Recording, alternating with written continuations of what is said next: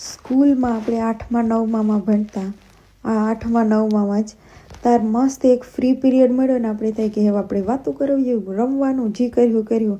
અને એમાંય પણ એક મેડમની ચમચી ઊભી થઈ જાય, મોનિટર, ને પછી ક્લાસમાં નામ લખવાનું ચાલુ કરી. તમે કોઈ પણ અવાજ કરશો તો હું નામ લખી લઈશ ને મેડમ આવશે એટલે હું મેડમને બધું કહી દઈશ. પછી નામ લખવાનું ચાલુ કરે. આશા એકવાર લખે, પછી આશા તારું નામ 5 વાર, આશા તારું નામ 10 વાર. આંકડા વધારતું જવાનું પાછળ.